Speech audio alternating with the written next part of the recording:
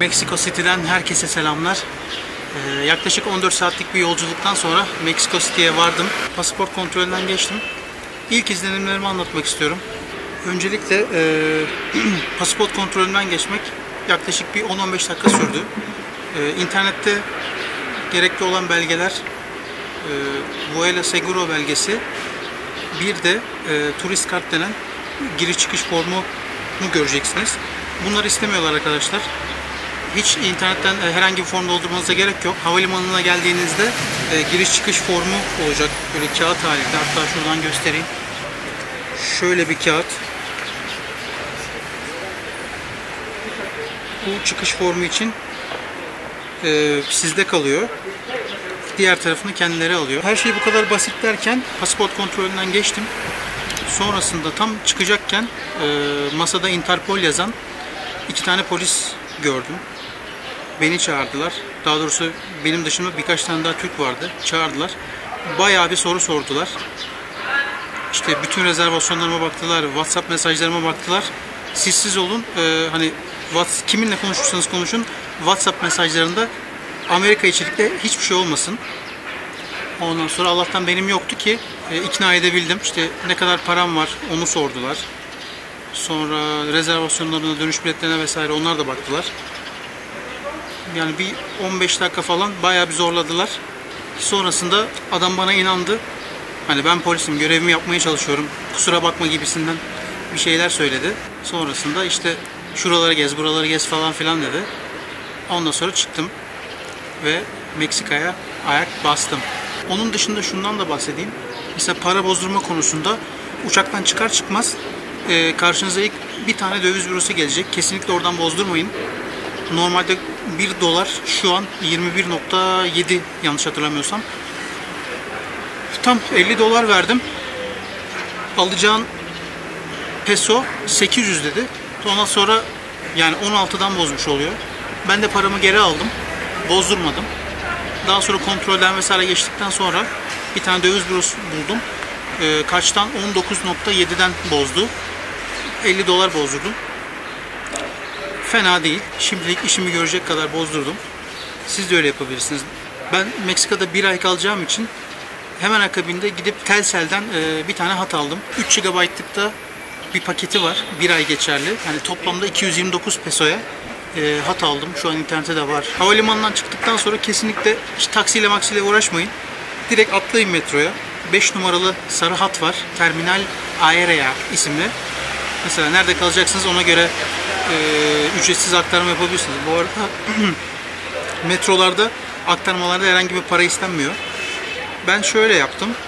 Tek bilet almaktansa nasıl olsa Meksiko City'de ilk etapta 3-4 gün kalacağım için şöyle Meksiko City metro kart aldım.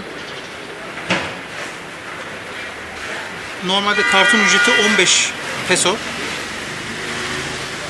İçine de 35 peso yükledim. Yani toplamda 50 peso verip bu kartımı aldım.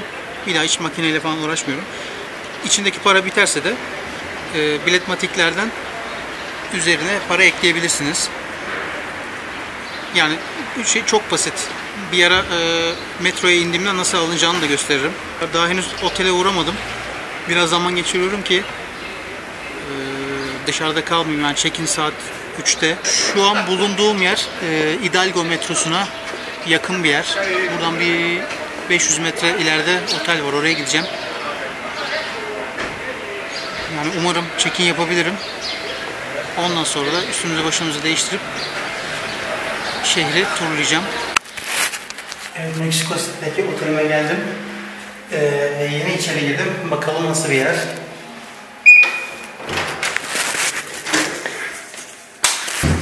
Evet, o da böyle. Çok büyük değil ama benim için yeterli. Şöyle bir tane yatağı var. Banyosu var şurada.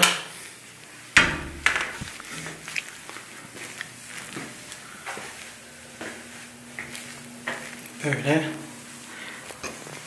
Yani bence fena değil. Ya helal olsun. Bak adamlar su bile koymuşlar. Aralık ayında Frankfurt'taydım. İş için gittim. 4 yıldızlı bir otelde kaldım. No Otel'de. Adamlar 8 gün boyunca bir şişe bile su koymadılar ya. O yüzden takdir ettim. Şimdi bu arada bu odaya verdiğim para her şey dahil, yani vergiler vesaire dahil. Booking'den yapmıştım. Her şey dahil 1789 peso.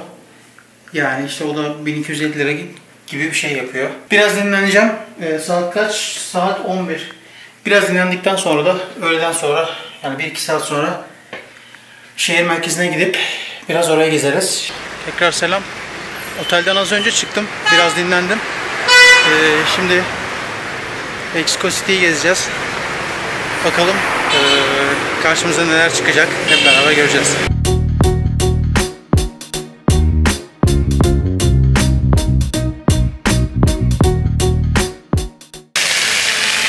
Şu an bulunduğum parkın ismi Alameda Central. Burası eskiden Azteklerin pazar yeri gibi bir şeymiş. Şu an Amerika kıtasının en eski parkı.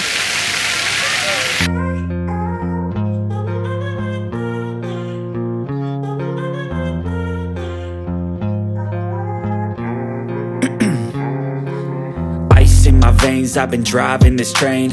Years in this lane, there's no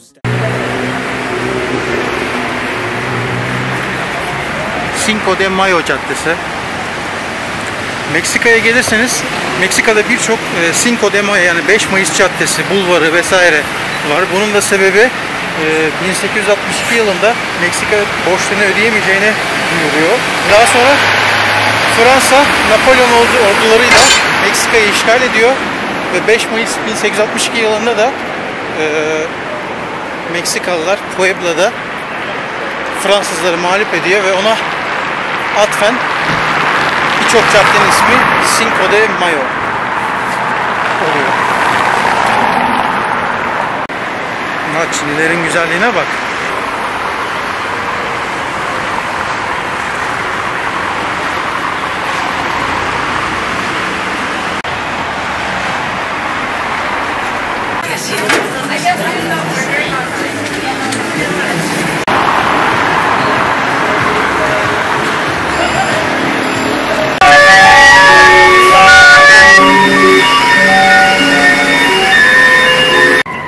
Ve işte Mexico City'nin simgelerinden Metropolitan Katedrali. Yapımına 1573 yılında başlanıyor ve 1800'lü yıllarda ancak bitiriliyor. Bu kilise Aztek kalıntılarının üstüne yapılan bir kilise. Ve Mexico City'nin tarihi merkezi, yani Aztek İmparatorluğu'nun başkenti Tenochtitlan'ın merkezi olan Zocalo meydanındayız. Bu meydan aynı zamanda dünyanın en geniş meydanlarından birisi. Hemen arkada Metropolitan Katedrali, ortada devasa Meksika bayrağı, diğer tarafta Ulusal Saray, sonra bu tarafta da çeşitli binalar var. Gördüğüm kadarıyla alt tarafları dükkan. Bu binaların üzerinde, yani sanırım Aztekleri simgeleyen çeşitli semboller var. 1325 yılında kurulan Tenochtitlan kenti, o zamanlar ilk kurulduğunda Texcoco Gölü üzerine bir ada olarak kurulmuştu. Su seviyesini kontrol etmek ve diğer çeşitli amaçlar için de bu göl üzerine bir takım barajlar inşa etmişler. Tabi İspanyollar buraya gelince bu barajları tamamen yıkıyorlar ve yerine de yenisini yapmıyorlar tabi. Bu durum çeşitli zamanlarda şehirde sellere neden olmuş. Sonuç olarak bu sel felaketini engellemek için çeşitli kanallar vasıtasıyla bu sular yakınlardaki nehirlere taşınmış. Yani drenaj yapılmış. Dolayısıyla bu göl, Texcoco Gölü kurumuş ve ortaya böyle bir yer çıkmış. Mexico City. Biraz Palacio Nacional'den bahsedeyim. Yani Ulusal Saray. Burası Meksika Devlet Başkanı resmi konutu. Aslında buraya ilk defa 15. yüzyılda Aztek İmparatoru Moctezuma tarafından bir saray yapılmış. Bu bina da o sarayın üstüne inşa edilmiş daha sonrasında. Aslında şurada asıl anlatmak istediğim şuradaki bir çan var, görüyorsunuz değil mi? İşte bu çan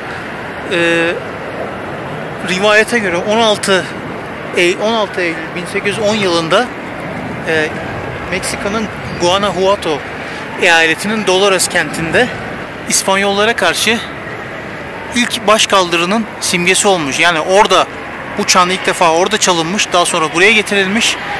O yüzden Meksika'nın tarihinde önemli bir yere sahip. Hatta bu çanı yanlış bilmiyorsam 200 pesoluk banknotların arkasında da görebilirsiniz ya da önünde. Bu çanın Meksika bağımsızlığı için önemli olduğunu söylemiştim. İşte bu arkada gördüğünüz arkada bir tane balkon var. Meksika'nın bağımsızlık günü olan 16 Eylül günü Meksika Devlet Başkanı bu balkondan Viva Meksika naraları atıyormuş. İşte orası burası. Kutlamaların yapıldığı meydan da burası.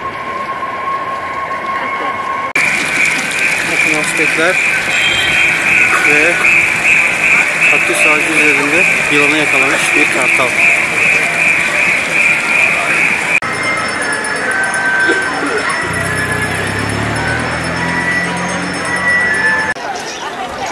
Bakın burada Aztek abiler. İsterseniz size fotoğraf var. İsterseniz böyle kötü ruhlardan arındırıyorlar.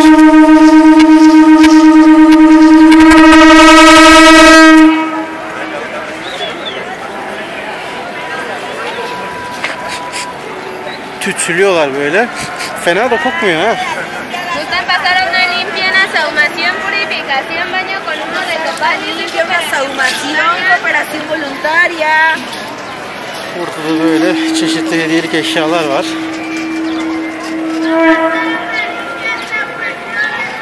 Katedralin diğer tarafı.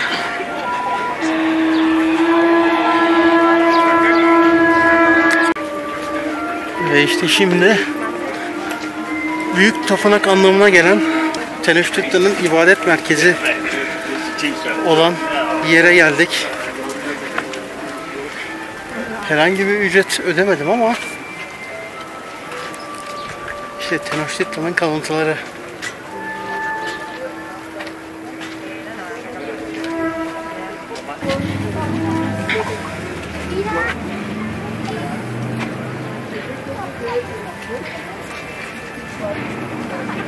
Azteklerin başkenti Tenochtitlan'ın dini tören alanı olan yeri burasıydı. Buranın ismi Teocalli deniyormuş. 1978 yılında Aztek tanrıçasına ait 8 tonluk bir heykel şans eseri bulunmuş. Ondan sonra bu civarda bulunan bütün koloni binaları yıkılmış ve bu alanın ortaya çıkarılması için kazılara başlanmış. Ve günümüzde de bilmiyorum, halen daha sanırım devam ediyor. Burası dediğim gibi Azteklerin başkenti Tenochtitlan'ın ibadet merkezi olan Teocalli. Bu gösterdiğim yerin adı aynı zamanda Templo Mayor, yani Büyük Tapınak olarak geçiyor. Burada aynı zamanda bir rivayete göre Azteklerin bir kaktüs ağacı üzerinde bir kartalın bir dev bir yılanı yakalayıp yiyor halde olduklarını gördüğü yerde burasıymış. İşte az önce size şeyi göstermiştim ya, heykeli göstermiştim ya, işte onu anlatan, tasvir eden bir heykel. O olayın anını özetleyen şey de 1968 yılında Meksika hükümetince kabul edilmiş ve Meksika bayrağının simgesi olmuş. O yüzden hani neden Meksika bayrağında bir kartal bir kaktüs ağacının üzerinde bir yılanı yiyor derseniz aklınıza bu gelsin.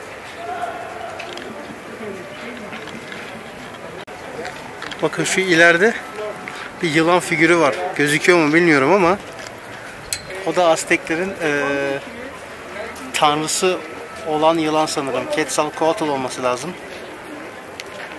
tüylü yılanı bu şekilde simgeliyorlar. Bu şekilde tasvir etmişler hep. Teotihuacan piramitlerinin orada da yine bu şekilde bir sürü yılan kabartması var. Hatta bakın şurada şu kalın taş bloğunun hemen arkasında kaktüs ağacı var. Kaktüs topluluğu var. Biliyorum. Sanırım orası olabilir. Hani rivayete gördükleri yer. Muhtemelen sembolik olarak da koymuş olabilirler. Herhangi bir şey göremiyorum. Bilgilendirme göremiyorum. Yani orası olabilir.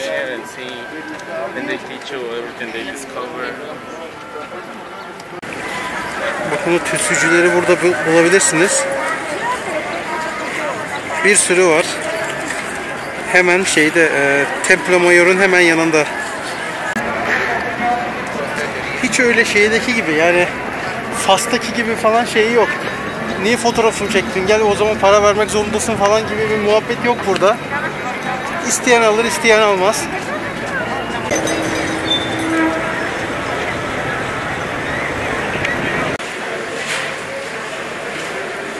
Bakın Çapultepek metrosu çıkışı burası.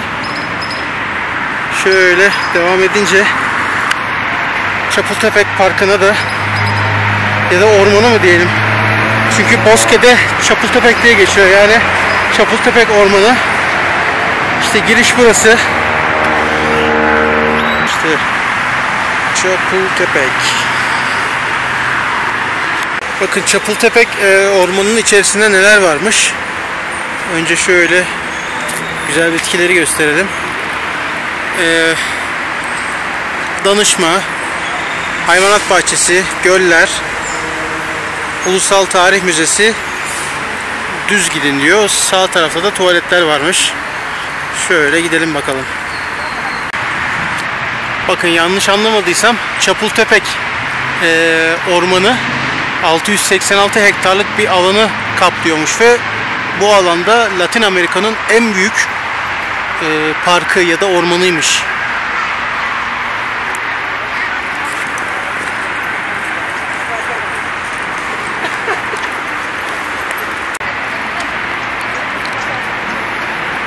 Jaguar heykeli.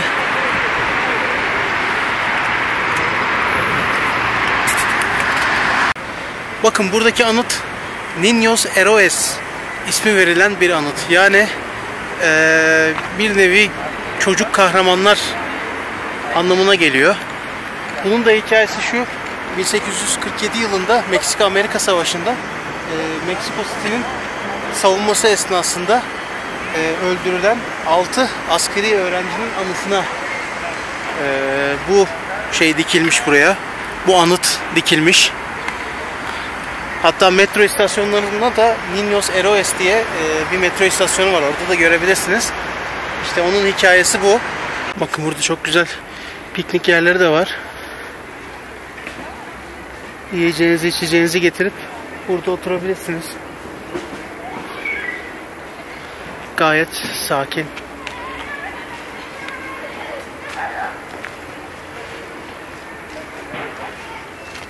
Çapultepek Kalesi de bu. Yapımına 1785 yılında başlanmış ancak 1821 yılında ancak bitirilebilmiş. Şu an saat 5 olduğu için kapalı, o yüzden giremiyorum. Giriş bildiğim kadarıyla 80 peso. Park içinde de böyle yiyecek içecek şeyler var. Daha çok böyle cips tarzı. Ama saat 5 olduğu için herkes kapatmaya başladı. Sanıyorum park, bilmiyorum, park biraz daha açık ama yiyecek içecek yerleri kapalı. Şurası biraz daha canlı galiba. Oraya doğru bir gidelim. Anons yapıyorlar da sanırım yiyecek içecek şeyler için. Oraya bir bakalım. Baksanıza ne güzel. Bakın burada gordita yapıyorlar.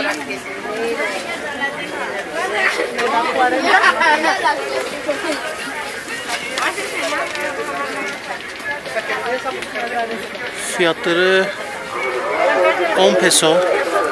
Nutella vesaire sürdüğünde 20 peso oluyor. Diğerlerini bilmiyorum da şu kahete dediği şey karamel. Diğeri marmelat.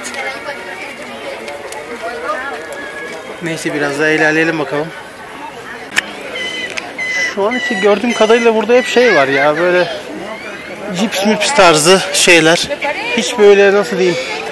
Gerçi şu an saat 5 oldu, o yüzden kapalı sanırım. Böyle ızgara mızgara tarzı. En azından et met falan. Taco mako. Şu an için hiçbir şey göremedim. Mısır var işte. Patlamış mısır var. Onun dışında hep cips vesaire. Burası Çapultepek Gölü.